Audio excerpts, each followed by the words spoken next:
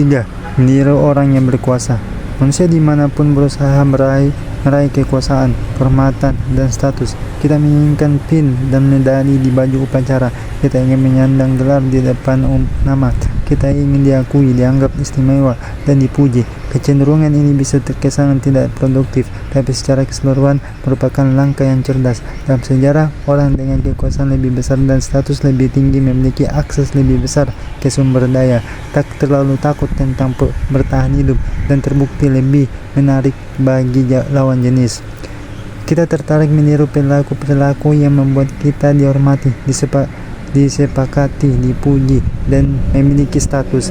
Kita ingin menjadi sosok yang berotot di sasana kebugaran, atau pemusik yang mampu memainkan teknik paling sulit, atau orang tua dengan anak-anak yang paling sukses, karena hal ini memisahkan kita dari orang kebanyakan. Jadi, begitu berhasil menyelesaikan diri, kita mulai mencari cara untuk menonjol dibandingkan orang lain. Ini satu alasan kita begitu peduli terhadap kebiasaan-kebiasaan orang yang sangat efektif. Kita berusaha meniru perilaku orang sukses karena kita sendiri ingin sukses. Banyak kebiasaan sehari-hari kita yang merupakan tiruan dari orang yang kita kagumi. Anda meniru strategi pemasaran perusahaan paling sukses dalam industri Anda. Anda membuat resep dari tukang kue yang Anda sukai. Anda meniru gaya bercerita penulis yang Anda sukai. Anda meniru gaya komunikasi atasan Anda. Kita meniru orang yang kita kagumi. Orang berstatus tinggi senang disetujui, dihormati, dan dipuji oleh orang lain. Dan itu berarti jika suatu perilaku dapat membuat kita disetujui, dihormati, dan dipuji, kita merasa perilaku itu menarik. Kita juga termotivasi untuk menghindari perilaku yang akan menurunkan status kita. Kita memangkas pagar hidup dan rumput karena tidak ingin disebut jorok oleh tetangga. Ketika ibu kita datang berkunjung, kita membersihkan rumah karena tidak ingin ditegur. Kita terus-menerus bertanya dalam hati, apa kata orang lain tentang aku? Lalu mengubah perilaku kita berdasarkan jawabannya. 3. Bersadari. Polgar, juara catur yang diceritakan di awal bab ini, adalah bukti kuat dan lamanya dampak pengaruh sosial yang dapat terjadi pada perilaku kita. Ketika bersaudari itu berlatih catur berjam-jam sehari dan terus melakukannya selama puluhan tahun. Akan tetapi kebiasaan dan perilaku ini dipertahankan karena memiliki sifat menarik, antara lain karena prestasi mereka dihargai oleh kultur mereka, dari pujian oleh orang tua sendiri, dan prestasi perayaan status sampai ke tingkat grandmaster. Mereka mempunyai banyak alasan untuk terus bekerja keras. Ringkasan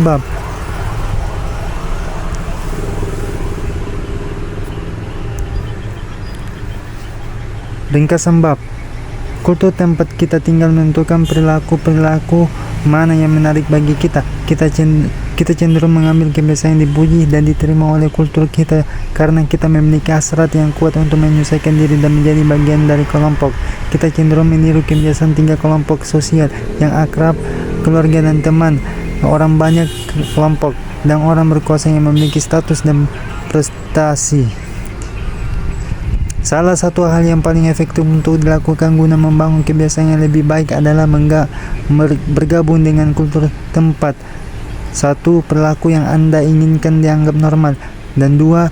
Anda sudah memiliki sesuatu yang juga dimiliki oleh sesama anggota kelompok. Perilaku normal kelompok seringkali lebih kuat daripada perilaku yang diinginkan secara individu. Seringkali kita lebih baik keliru bersama kelompok daripada benar tapi dikucilkan.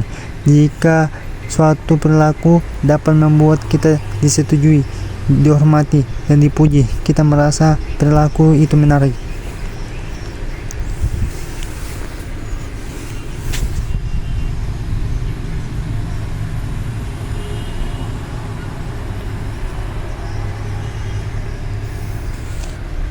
Bab 10. Bagaimana menemukan dan mengoreksi penyebab kebiasaan buruk Anda? Di penghujung 2012, saya sedang duduk di apartemen tua, hanya beberapa blok dari jalan paling terkenal di Istanbul, Istiklal Caddesi.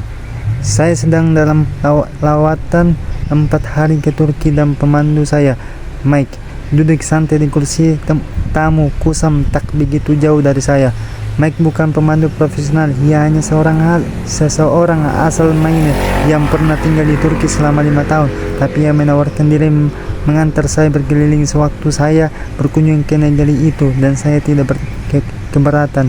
Pada malam yang khusus ini, saya diundang makan malam bersamanya dan beberapa teman Turkinya. Kami bertujuh, dan saya satu-satunya yang saat itu tidak merokok, sedangkan yang lain bisa menghabiskan 1 pak sehari. Saya bertanya kepada salah seorang Turki itu bagaimana ia mulai merokok.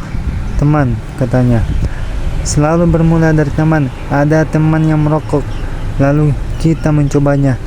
Yang betul-betul menarik adalah setengah dari orang-orang di ruangan itu telah berusaha berhenti merokok.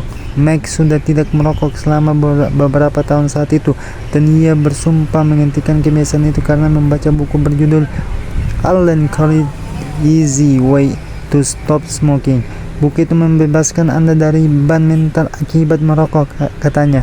Yang dikatakan adalah berhenti berbohong pada diri sendiri. Anda tahu Anda tidak sungguh ingin merokok. Anda tahu Anda tidak sungguh menikmatinya, katanya. Anda merasa seolah-olah Anda bukan korban lagi. Anda mulai sadar bahwa Anda tidak perlu merokok. Saya tidak pernah mencoba merokok, tapi saya penasaran dengan isi buku itu. Penulisnya menggunakan strategi yang menarik untuk membantu perokok menghilangkan nafsu merokok. Ia secara sistematis membingkai ulang tiap petunjuk yang terkait dengan merokok dan memberinya makna baru. Ia mengatakan hal-hal seperti, Anda mengira berhenti dari sesuatu, padahal Anda tidak sedang berhenti dari sesuatu karena rokok tidak melakukan apapun kepada Anda.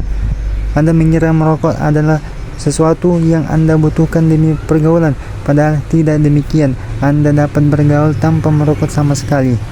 Anda mengira merokok membebaskan Anda dari stres, padahal tidak. Merokok tidak membebaskan saraf Anda, justru merusaknya. Berulang-ulang ia menyampaikan kembali frasa-frasa tadi dan hal semacamnya. Ingat baik-baik, katanya, Anda tidak kehilangan apapun dan Anda mendapatkan hasil positif yang luar biasa, tidak hanya dalam kesehatan tapi juga dalam energi dan uang serta kepercayaan diri, rasa hormat pada diri sendiri, kebebasan, dan yang paling penting umur panjang serta hidup yang berkualitas di masa mendatang.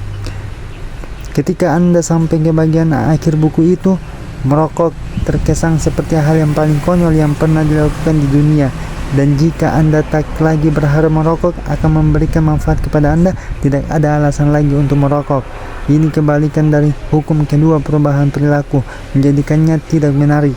Nah, saya tahu gagasan ini mungkin terdengar terlalu sederhana. Cukup ubah pikiran Anda, maka Anda dapat berhenti merokok. Sebentar lagi akan saya jelaskan.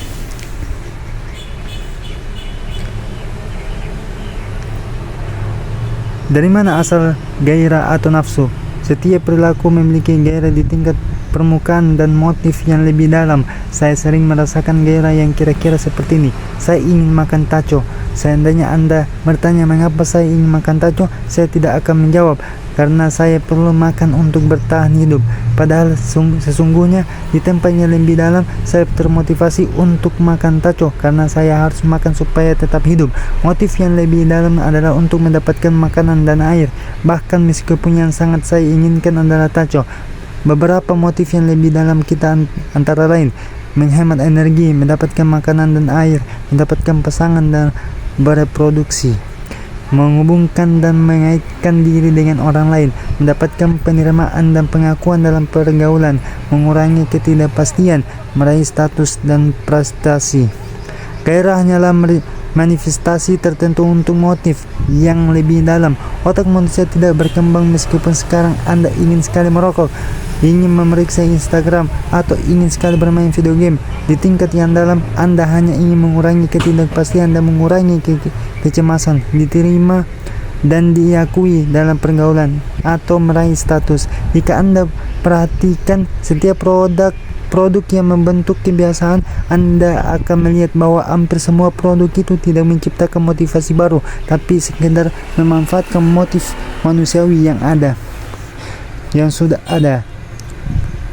Mendapatkan pasangan dan berproduksi, menggunakan Tinder, berhubungan dan mengikatkan diri dengan orang lain, membuka-buka Facebook, mendapatkan penerimaan dan pengakuan dalam pergaulan, mengunggah di Instagram, mengurangi ketidakpastian, mencari di Google, meraih status dan prestasi, bermain video game. Kebiasaan Anda di zaman modern adalah solusi untuk asal dari masa lalu, versi baru kesalahan moral lama. Motif yang ada di balik perilaku manusia tetap sama. Kebiasaan tertentu yang kita lakukan berbeda hanya dalam periode sejarah. Berikut bagian yang sangat kuat. Ada banyak cara berbeda untuk memenuhi motif mendasar yang sama. Seseorang mungkin belajar mengurangi stres dengan merokok, orang lain belajar menurunkan kecemasan dengan berlari. Kebiasaan Anda saat ini tidak harus merupakan cara terbaik untuk memecahkan masalah yang Anda hadapi.